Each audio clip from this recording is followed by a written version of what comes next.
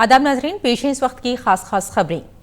वज़ीर आज़म नरेंद्र मोदी ने कहा है कि कोरोना वायरस के फैलाव को रोकने के लिए मुनासिब इक़दाम किए जा रहे हैं और लोग सेहतमंद रहें, ये यकीनी बनाने के लिए कोई कसर नहीं छोड़ी जाएगी।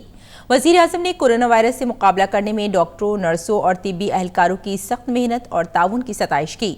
वज़ीर आज़म ने भारत के जरिए कोविड-19 से मुकाबला करने की मुख्तलिफ जिहतों को निशानजद करने वाले मुख्तलिफ लोगों को अपने ट्वीट में टैग किया। वज़ीर आज़म नरेंद्र मोदी ने लोगों से कोरोना वायरस के लिए टेक्नोलॉजी से चलने वाले वसाइल को मुश्तरक करने को कहा है। वज़ीर आज़म ने ट्वीट करके कहा कि कोविड-19 के लिए कई लोग टेक्नोलॉजी से चलने वाले वसाइल मुश्तरक कर रहे हैं। उन्होंने लोगों से दरख्वास्त की कि इसे शहरियों से जुड़े प्लेटफॉर्म MyGov पर मुश्तरक किया जाए। मुल्क में कोरोना वायरस के तेजी से फैलते असर के पेश नज़र हुकूमत ने पीर को एक हुक्म जारी करके यूरोपीय यूनियन के ममालिक तुर्की और बरतानिया से आने वाले मुसाफिरों के दाखिले पर 18 से 31 मार्च तक पाबंदी लगा दी है। Compulsory quarantine for a minimum period of 14 days for passengers coming from transiting through UAE, Qatar, Oman and Kuwait. This will come into effect from 1200 GMT on 18th March 2020 at the port of first departure.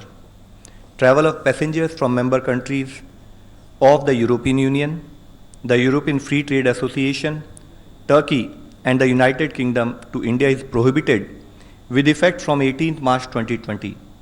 No airline shall board a passenger from these nations to India with effect from 1200 GMT on 18th March 2020. हुकूमत ने 31 मार्च तक लोगों को समाजी तौर पर एहतियात बरतने का मशवरा दिया है। Social distancing measures as a preventive strategy has been proposed for implementation. These interventions are proposed to be enforced till 31st of March 2020. Closure of all educational institutions, schools, universities, etc., gyms, museums, cultural and social centers, swimming pools and theatres. In public transport, besides ensuring regular and proper disinfection of surfaces, encourage private sector organizations, employers to allow employees to work from home wherever feasible. और आपको बता दें कि corona virus से भारत में अब तक 114 अफराद के मुतासिर होने की तस्दीक हो चुकी है। इनमें 17 गैर मुल्की शहरी हैं। हालांकि अब तक 13 मरीजों की सेहत में बेहतरी आई है और उन्हें इलाज के बाद छुट्टी दे दी गई है।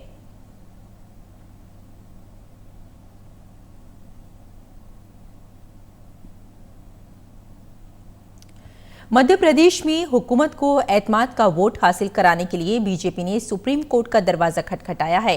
सुप्रीम कोर्ट आज बीजेपी की अर्जी पर समाअत करेगा। सुप्रीम कोर्ट में बीजेपी रहनुमा और साबिक वज़ीर आला शिवराज सिंह चौहान की जानिब से अर्जी दाखिल की गई है। इस अर्जी में बीजेपी ने 12 घंटे में फ्लोर टेस्ट कराने का मुतालबा किया है। 22 अरकान असेंबली के इस्तीफे के बाद रियासत की कमलनाथ हुकूमत बहरान की शिकार हो गई है।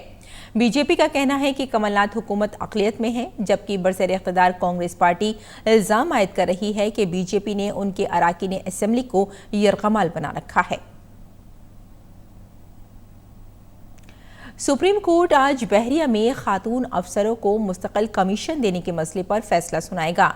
काबिल जिक्र है कि गुज़िश्ता 11 मार्च को मरकजी हुकूमत ने लोकसभा में कहा था कि फौज में खवातीन को मुस्तकिल कमीशन देने के लिए वो तैयार है। साथ ही हुकूमत ने कहा कि वो इस सिलसिले में सुप्रीम कोर्ट के हुक्म पर अमल करेगी। सुप्रीम कोर्ट ने गुज़िश्ता माह अपने हुक्म में कहा था कि फौज में खवातीन को मुस्तकिल तैनाती मिलनी चाहिए और मर्द अफसरों की तरह ही उन्हें फौजी कमान में भी तैनात किया जाना चाहिए।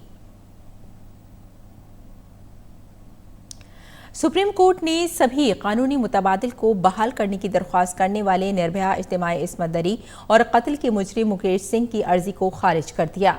मौत की सजा पाने वाले 4 मुजरिमों में से एक मुकेश ने अदालत में अर्जी दायर करके दरख्वास्त की थी कि उसके सभी कानूनी मुतबादिल को बहाल किया जाए, क्योंकि उसके पहले वकील ने उसे गुमराह किया था। जस्टिस अरुण मिश्रा और जस्टिस MR शाह ने कहा कि मुकेश सिंह की अर्जी गौर करने लायक नहीं है। बेंच ने कहा कि इस मामले में नजरसानी की अर्जी और इस्लाही अर्जियां खारिज की जा चुकी हैं।